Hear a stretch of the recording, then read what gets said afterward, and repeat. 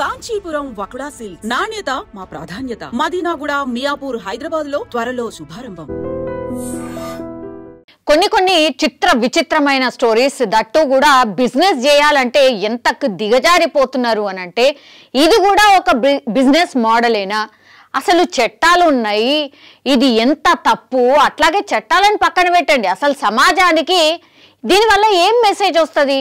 కనీసం అంటే కనీసం ఇది కూడా ఆలోచించరా? అసలు ఎంత దారుణం! ఈ పైసలు తీసుకొని వాళ్ళు ఏం చేస్తారు? అసలు వాళ్ళు డెవలప్ అయినా కూడా ఎందుకు కూడా పనికి రానటువంటి ఈ బిజినెస్ అనుకోవచ్చు. యాక్చువల్లీ ఇది ఖమ్మంలో వెలుగు చూసినటువంటి ఘటన. అది కూడా ఇది మెడికల్ డిపార్ట్మెంట్ ఆర్ పూర్తిగా మన హాస్పిటల్కి సంబంధించి కావచ్చు, లేదంటే జనరల్లీ మనం ఫేస్ చేసే ప్రాబ్లంకి సంబంధించిన విషయమే అనుకోవచ్చు. ఎందుకంటే మామూలుగా ఇప్పుడు ఈ విజువల్లో కనిపిస్తున్న కార్ మీరు ఒకసారి చూడండి. ఈ కార్లో నడిచినటువంటి దందా ఏంటి అని అంటే కారులో లింగ నిర్ధారణ పరీక్షలు, బాలికాని తేలితే ప్రైవేట్ ఆసుపత్రిలో అబార్షన్. ఇది వాళ్ళు చేస్తున్నటువంటి దందా. ఏంది అంటే ఆలోచన వస్తే సాలిగా ఏదైనా మనం చేసేయచ్చు అన్న దాంట్లో ఉందా? వైద్య శాఖ మరి ఏం చేస్తుంది? అసలు వీటి మీద దృష్టి ఏమన్నా ఉందా లేదా? ఆరోగ్య శాఖ అసలు ఏం చేస్తున్నది ఏంది అర్థం కాని పరిస్థితి. ఇగో ఈ కార్లని మీరు ఈ కార్ని చూసిండ్రు కదా, మామూలుగా మనం జర్నీల కోసమో పర్సనల్ యూస్ కోసమో ఈ కార్లను యూస్ చేస్తాం. అట్లాంటిది ఇదే కార్లో ఏం చేస్తారు? ఇగో ఇది మిషన్ అన్నమాట. ఏం చేస్తుంది? ఈ మిషన్లని వీళ్ళు ఏం చేస్తారు అని అంటే ఎవరైతే లింగ నిర్ధారణకు సంబంధించి అంటే పుట్టబోయే బిడ్డ ఎవరు, వాళ్ళు మగపిల్లలా ఆడపిల్లలా, అసలు అంటే లింగ నిర్ధారణ పరీక్షలకు సంబంధించి పుట్టబోయేది మగబిడ్డనా ఆడబిడ్డనా తెలుసుకోతందుకట ఇగో ఈ కార్ని ఆసరాగా చేసుకొని ఈ కార్ల ఆ మెషిన్ ఒకటి ఫిక్స్ చేసుకొని ఎవరైతే ఇట్లా తెలుసుకోవాలనుకుంటారో వాళ్ళని తీసుకొచ్చి ఇగో ఈ మిషన్ ద్వారా టెస్ట్ చేస్తున్నారంటే మీరు అర్థం చేసుకోరు. ఇది కూడా ఒక బిజినెసా?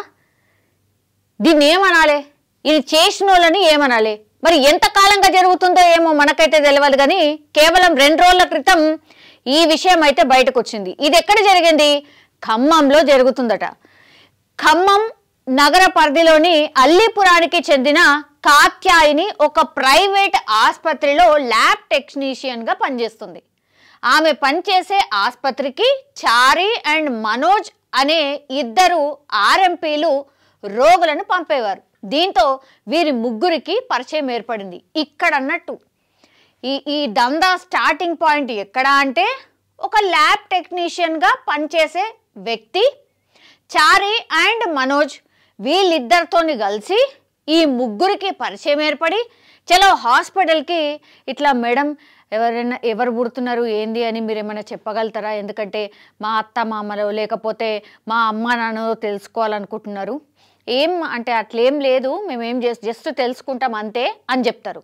కొంతమంది అయితే డైరెక్ట్గానే అడుగుతారు, ఇగో ఆడపిల్లలు అయితే మళ్ళీ నాకు కష్టం అవుతుంది మేడం, నాకు విడాకులే ఇచ్చేస్తారు మేడం.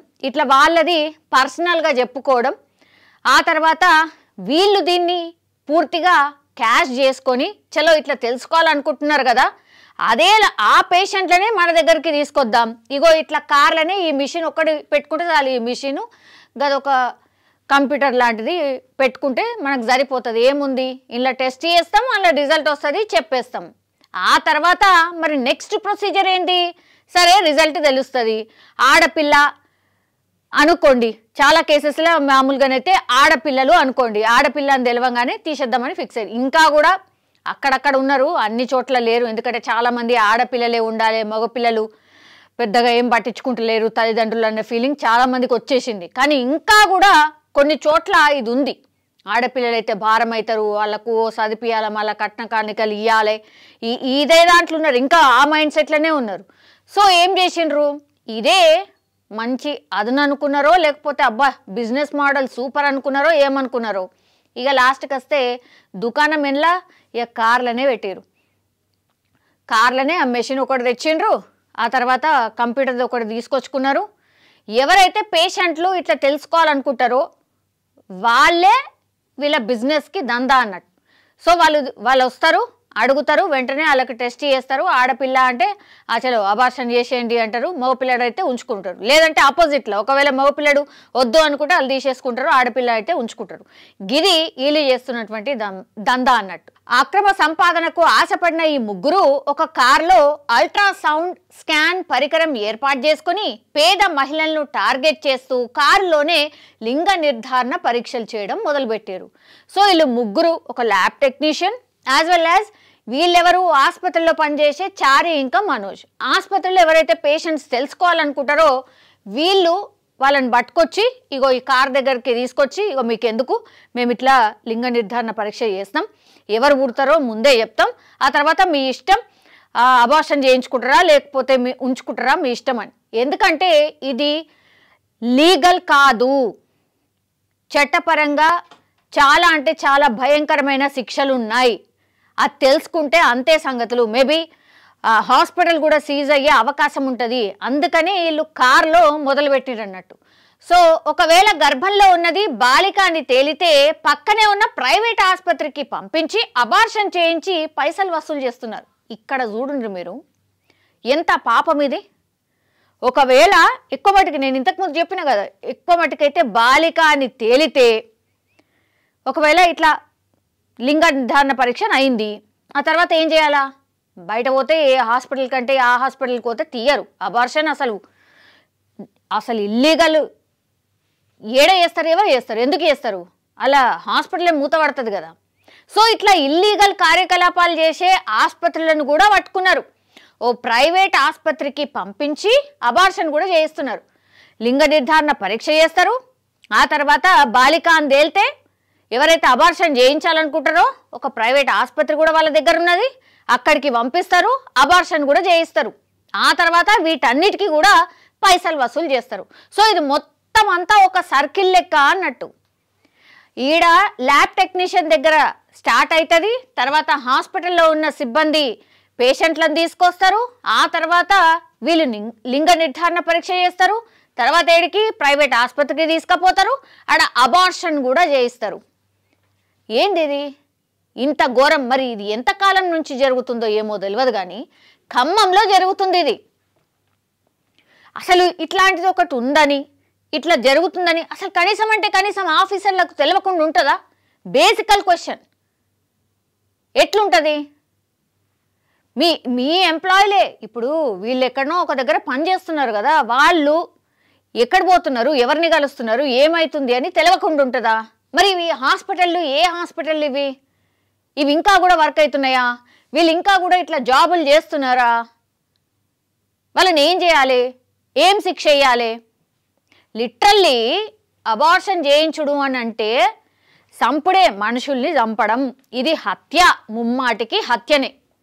సో హత్యా నేరం కిందనే వీళ్ళని పరిగణించాలి. హత్య ఒకవేళ చేస్తే ఏ శిక్షలైతే పడతాయో అవే శిక్షలు పడాలి వీళ్ళకు కూడా. అయితేనే కదా భయం వచ్చేది. దీన్ని కూడా ఒక దందా మోడ్లా చూస్తుండ్రంటే వీళ్ళని ఏమనాలి? ఇక మనుషులైతే డెఫినెట్లీ కాదు, వీళ్ళైతే మనుషులు కాదు. ఇంత ఘోరంగా ఒక సిస్టమ్ అంట, ఒక ఏమంటారు, ఒక అల్ట్రాసౌండ్ మెషిన్ అంట, కార్లనే ఇదంతా కూడా చేస్తున్నారు అని అంటే అసలు ఎటు పోతున్నాం, ఏం ఆలోచిస్తున్నాం, ఆ మైండ్ సెట్ ఏంది? ఇంత ఘోరమా?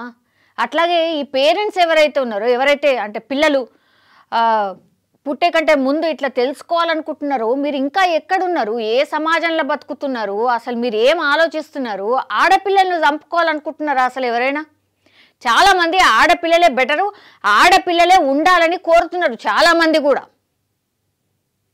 అల్ట్రా సౌండ్ ద్వారా ఒకవేళ ఆడపిల్ల అంటే తీయించుకుంటున్నారట, ఇంకా కూడా ఉన్నారా ఇట్లా? ఏం ఫ్యూచర్ ఉంటుంది ఇట్లా ఆలోచించే వాళ్ళ మైండ్ సెట్ ఏంది? వీళ్ళు దందా వేసుకునేటోళ్ళు దందా వేసుకుంటున్నారు, కానీ మీరేం ఆలోచిస్తున్నారు? మీరు ఎంత ఘోరంగా ఆలోచిస్తున్నారు? ఒక్కసారి ఆలోచించండి. సరే, ఇప్పుడు ఖమ్మంలో బయటపడ్డది, ఈ దందా ఇంకేడేడా జరుగుతున్నాయో, మరి ఏ ఏ జిల్లాలో జరుగుతున్నాయో, మారుమూల పల్లెటూర్లు ఉంటాయి కదా, అట్లా ఇంకా ఇంకా ఎక్కడెక్కడ ఏమేమి జరుగుతున్నాయో ఆరోగ్య శాఖ జర దృష్టి పెట్టండి. ఇది ఎంత మాత్రం మంచిది కాదు సమాజానికి, అట్లాగే మన రాష్ట్రానికైతే అసలే మంచిది కాదు. సో వైద్య ఆరోగ్య శాఖ కూడా ఈ మధ్య కాలంలో దామోదర్ రాజనరసింహ గారు వెళ్ళిండ్రు గాంధీ హాస్పిటల్కి, కూడా ఆయన్నే స్వయంగా వెళ్ళిండు. అసలు ఎంప్లాయీస్ వస్తుండ్రా, ఏమవుతుంది ఏంది అని.